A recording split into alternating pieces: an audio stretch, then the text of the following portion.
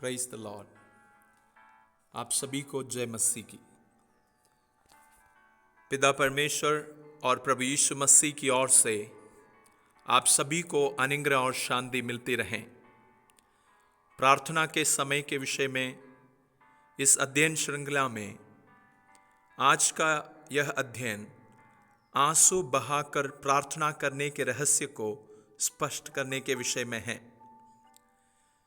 आज का यह अध्ययन उन मसीह लोगों के लिए प्रभावशाली है जो व्यक्तिगत जीवन में और कलीसियाई कार्यों में पिता परमेश्वर की इच्छा को पूरा होते हुए देखने की इच्छा रखते हैं।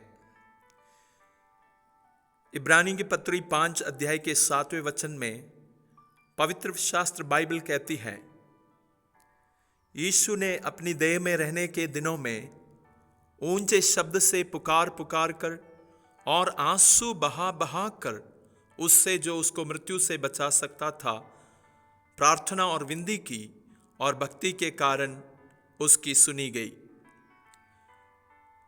यह वृत्तांत में प्रेरित पौलुस कलीसिया को प्रभु यीशु मसीह की देह में रहने के समय गत्सेमनी की वाटिका में व्याकुलता के साथ की गई प्रार्थना को याद दिलाता है। प्रभु यीशु मसीह बड़ी संघर्ष और व्याकुलता में थी और उसने आंसू बहाकर प्रार्थना की। यह हम सभी के लिए एक आदर्श है कि हम भी आंसू बहाकर प्रार्थना करें। प्रार्थना करना मसीही जीवन में मनोरंजन और मनमानी की बात नहीं है। प्रार्थना में एक मसीही परमेश्वर के साथ व्यक्तिगत रूप में वार्तालाप करते हैं और अपनी बातें और अपनी भावनाओं को परमेश्वर के सम्मुख में व्यक्त करते हैं। जब एक परेशान और व्याकुल दिल प्रार्थना में परमेश्वर के समीप जाते हैं, तब आंसू बहाकर प्रार्थना किया जाता है। आंसू बहाकर प्रार्थना करना कपट रूप में नहीं, क्योंकि वह पाखंडता है, परंतु जब आप अपने विषयों को लेकर दर्द में हैं, पीड़ा में हैं और बहुत बड़े बोझ के साथ प्रार्थना करते हैं, पवित्र आत्मा स्वयं आपकी आंखों में आंसू देते हैं और आपकी आंसू परमेश्वर की उपस्थिति में अपने दर्द और पीड़ाओं को, अपने विषयों को व्यक्त करते हैं।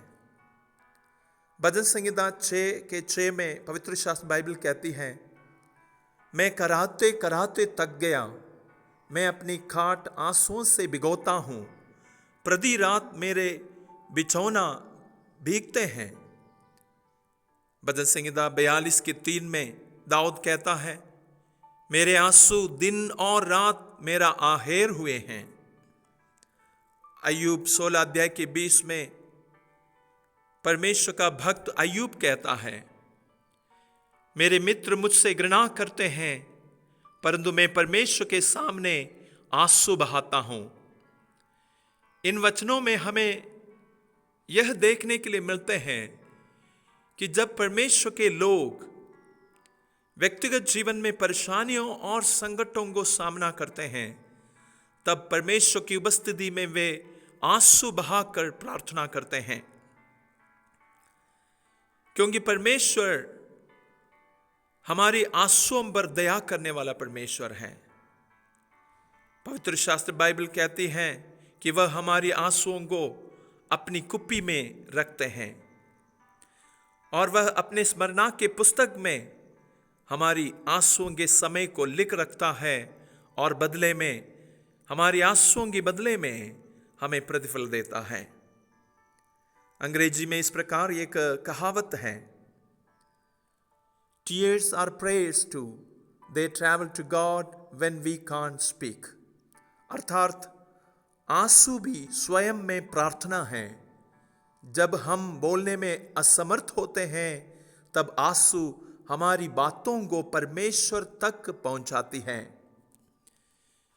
मेरे प्रियो, जब हम हमारी प्रार्थनाओं में आंसू बहाते हैं, हमारी मुश्किलों के लिए, हमारी पीड़ाओं के लिए, हमारी दर्द के लिए, तब परमेश्वर हमारी आंसुओं के द्वारा हमारी दर्द और हमारी परिस्थितियों की गंभीरता को जानकर हमारे लिए अपनी महिमा के कार्य को करते हैं।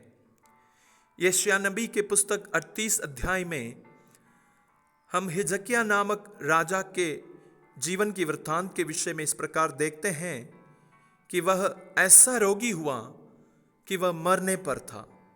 तब वह आंसू बहाकर परमेश्वर से प्रार्थना करते हैं और परमेश्वर से जीवन मांगता है, और पिता परमेश्वर ने उसकी प्रार्थना सुनी और उससे कहता है यशायाह 38 अध्याय के 5 में, मैंने तेरी प्रार्थना सुनी और तेरी आंसू देखे हैं। यह कहकर परमेश्वर उस राजा को उसकी बीमारी से चंगाई प्रदान करता है और उसकी आयु 15 साल और बढ़ा कर देते हैं। मेरे प्रिय मसीह दोस्तों, आप यदि अपनी व्यक्तिगत जीवन में किसी भी परेशानी को क्यों ना सामना करते हो, आप किसी भी पीड़ा और संघर्ष में क्यों ना हो, परमेश्वर की उपस्थिति में आंसुओं के साथ प्रार्थना कीजिए। परमेश्वर अपनी इच्छा और युक्तियों को आपके जीवन में पूरा करते हुए आपकी हर परेशानी और हर क्लेश से आपको छुटकारा प्रदान करेगा और आपकी आंसुओं का प्रतिफल आपके जीवन में आपके व्यक्तिगत विषयों के लिए आपको प्राप्त होगा। केवल व्यक्तिगत विषयों के लिए ही नहीं, जब आप दूसरों के लिए मध्यस्थता की प्रार्थना करते हैं तब भी आप आंसू बहाकर प्रार्थना करें। यिर्मयाह नबी के पुस्तक 9 अध्याय के 1 वचन में पवित्र शास्त्र बाइबल में भविष्यवक्ता इस प्रकार कहता है, भला होता कि मेरा सिर जल ही जल और मेरी आंखें आंसुओं का सोता होते, कि मैं रात दिन अपने मारे हुए लोगों के लिए रोता रहता। भविष्यवक्ता यिर्मयाह उन लोगों के लिए जो आत्मिक मृत्यु के वश में हैं और उन लोगों के लिए जो परमेश्वर के क्रोध के कारण घायल हैं, परमेश्वर की उपस्थिति में आंसुओं के साथ प्रार्थना करने की आवश्यकता के विषय में यहां पर स्पष्ट कहते हैं। जब हम यिर्मयाह नबी के पुस्तक 8 अध्याय के 17 और 20 वचन पढ़ते हैं, हम उन लोगों की दशा को समझ सकते हैं कि वह परमेश्वर के क्रोध के कारण, परमेश्वर के क्रोध का पात्र बनकर इस संसार में घायल हैं और वे उद्धार नहीं प्राप्त किया। उन लोगों के लिए यिर्मयाह नबी आंसू बहाते हुए प्रार्थना करते हैं। यिर्मयाह नबी के पुस्तक 9 अध्याय के 18 वचन, 13 अध्याय के 17 वचन, 14 अध्याय के 17 वचन आदि पवित्र शास्त्र बाइबल के वचनों में यिर्मयाह नबी के द्वारा उन उद्धार नहीं पाए हुए लोगों के लिए, उन घायल लोगों के लिए अपनी बोझ को आंसुओं के साथ प्रार्थना के द्वारा प्रकट करते हैं। विलाप की 2 अध्याय के 11 वचन में भविष्यवक्ता कहते हैं, मेरी आंखें आंसू बहाते बहाते धुंधली पड़ गई हैं। भविष्यवक्ता के द्वारा लोगों के लिए मध्यस्थता प्रार्थना में आंसू बहाने के उत्तर में परमेश्वर कहता है, यिर्मयाह नबी के पुस्तक 31 अध्याय के 16 वचन में, यहोवा यूं कहता है, रोने पीटने और आंसू बहाने से रुक जा, क्योंकि देख तेरे परिश्रम का फल मिलने वाला है और वे शत्रुओं के देश से लौट आएंगे। मेरे मसीही मित्रों, आंसू बहा बहा कर प्रार्थना करने से आपकी प्रार्थना का उत्तर आपको शीघ्र ही मिलेंगे, और आप जब उनके लिए प्रार्थना करते हैं जो पीड़ित हैं, परेशानी में हैं, चाहे वो परिवार के परिजन क्यों ना हो या अन्य लोगों के लिए क्यों ना हो, आपकी प्रार्थना परमेश्वर सुनेगा, उनको परमेश्वर अपनी उद्धार की आशीष प्रदान करेगी। मरकुस रचित सुसमाचार 9 अध्याय के 14 वचन से लेकर 27 वचन तक हम एक पिता के जीवन के वृत्तांत को पढ़ते हैं। इस भाग के वर्णन में हम देखते हैं कि वह पिता जो अपने बीमार बालक के लिए बहुत दुखी है, प्रभु यीशु के सामने आंसू बहाकर गिड़गिड़ाते हैं और प्रभु यीशु मसीह उस बालक को चंगा करता है। आप अपने बेटा, बेटी, पति या पत्नी या आपके परिवारजन या आपके आस पड़ोस के लोग, किसी भी व्यक्ति के लिए क्यों ना प्रार्थना करते हो। दूसरों की पीड़ा को अपनी पीड़ा समझकर बोझ के साथ जब आप आंसू बहाकर लोगों के लिए प्रार्थना करेंगे, तब प्रभु यीशु मसीह आपकी प्रार्थना सुनेंगे और आपकी प्रार्थना के उत्तर में उन लोगों को बीमारी से मुक्ति देंगे, उनकी विषम परिस्थितियों से छुटकारा देंगे और प्रभु के उद्धार के कार्य को वे अपने जीवन में और परिवार में आपकी प्रार्थनाओं के कारण देख पाएंगे। मेरे प्रिय मित्रों, प्रभु यीशु मसीह पर विश्वास करने वाले प्रत्येक लोगों की जीवन की जिम्मेदारी है कि वह दूसरों के लिए प्रार्थना करें, और दूसरों के लिए जब आप प्रार्थना करते हैं आंसुओं के साथ उनके लिए प्रार्थना करें और आपकी प्रार्थना बहुत ही प्रभावशाली होंगे। भजन संहिता 126 के 5 में पवित्र शास्त्र बाइबल इस प्रकार कहती है, जो आंसू बहाते हुए बोते हैं वह जय जयकार करते हुए लवने पाएंगे। प्रभु आपको आंसू बहाकर प्रार्थना करने के लिए मदद करें, ताकि आपकी आंसू बहाना कभी व्यर्थ ना हो, परंतु आप जय जयकार के साथ आपकी आंसुओं के साथ प्रार्थना की उत्तर को देखने पाएं। अंत में मेरे प्रियों, भविष्य में परमेश्वर स्वयं हमारे लिए हम सब की आंसू पोंछने वाले एक दिन को तैयार कर रखा है।